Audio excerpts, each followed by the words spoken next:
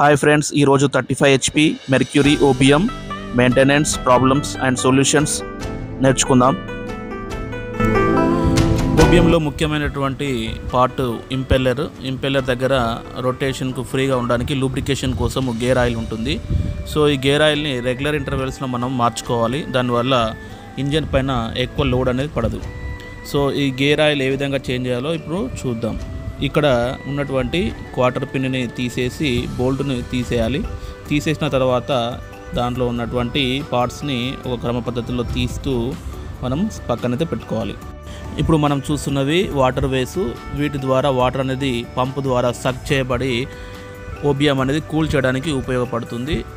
ఒకవేళ వాటర్ అనేది బయటికి రానట్లయితే ఆ వాటర్ వేస్ని క్లియర్ చేయడానికి కూడా వీటిని ఓపెన్ చేసి వాటి లోపల ఫ్లషింగ్ చేయడం ద్వారా లోపల ఉన్నటువంటి క్లాక్స్ని మనం క్లియర్ చేయవచ్చు. మీరు చూస్తున్న స్క్రూ అనేది గేర్ ఆయిల్ని మనము డ్రైన్ చేయడానికి ఉపయోగపడేటువంటి స్క్రూ. ఈ స్క్రూను ఓపెన్ చేసి మనము గేర్ ఆయిల్ని అయితే పూర్తిగా బయటికి తీయాలి. తీసిన తర్వాత గేర్ ఆయిల్ని రీఫిల్ చేయడానికి మనము రీఫిల్లర్ని అయితే వాడాలి. ఆ రీఫిల్ సహాయంతో మనము ప్రెస్ చేసినప్పుడు దాని ఫోర్స్ వల్ల గేర్ ఆయిల్ అనేది రివర్స్లో పైకి ఫిల్ అవుతూ ఉంటుంది. ఎప్పుడైతే పైన ఉన్నటువంటి స్క్రూను ఓపెన్ చేసి అందులో నుండి ఎక్సెస్ ఆయిల్ బయటికి వస్తుందో అది మనము పూర్తిగా నిండినట్టుగా భావించాలి. ఇప్పుడు ఇంపెల్లర్ షాఫ్ట్కి గ్రీజింగ్ చేసుకొని మనం ఏదైతే పార్ట్స్ని రిమూవ్ చేసామో అదే పద్ధతిలో రివర్స్లో వాటిని అటాచ్ చేయాలి. ఓబియంలో మరో ముఖ్యమైనది వాటర్ పంపు. మనం ఓబియం రన్ చేయాలంటే కంపల్సరీ వాటర్ పంప్ అనేది వర్కింగ్లో ఉండాలి. సో మనము ఓబియంలో అబ్జర్వ్ చేస్తే 2 ఇండికేటర్స్ కనబడతాయి. ఒకటి water pump indicator, 2 cooling indicator. So water pump indicator అనేది పంపు వర్కింగ్లో ఉందని తెలియజేస్తుంది. కూలింగ్ ఇండికేటర్ అనేది వాటర్ అనేది ఇంజన్లో నుండి బయటికి వచ్చే మార్గాన్ని సూచిస్తుంది.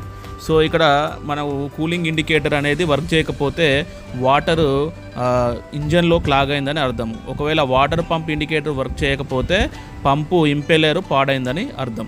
సో పంపు ఇంపెల్లర్ కనుక పాడైతే మనం ఇంపెల్లర్ని రీప్లేస్ చేయాల్సి ఉంటుంది. ఒకవేళ వాటరు బయటికి రాకుండా క్లాక్స్ ఏమైనా ఉంటే మనము ఫ్లషింగ్ చేయడం ద్వారా దాన్ని క్లియర్ చేయవచ్చు. ఒకవేళ పంపు ఇండికేటర్ కనుక వర్క్ చేయట్లయితే ఇంపెల్లర్ని మనము రీప్లేస్ చేసుకోవాల్సి ఉంటుంది. అదేవిధంగా ఓబియం మెయింటెనెన్స్లో భాగంగా 2 మనకు స్పార్క్ ప్లగ్లు అయితే ఉంటాయి. వీటిని మనం ఓపెన్ చేసి వాటిని కార్బన్ అట్లాంటి ఏమన్నా ఉంటే క్లీన్ చేసుకొని ఫిక్స్ చేసుకోవాలి.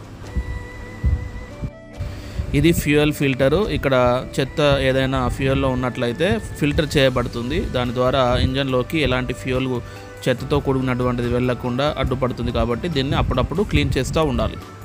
యాన్యువల్ మెయింటెనెన్స్లో భాగంగా అన్ని పార్ట్స్ని మనం చెక్ చేయడం మరియు సర్వీస్ చేయడం జరిగింది. ఇప్పుడు ఫైనల్గా అవుట్పుట్ చెక్ చేసి చూద్దాం.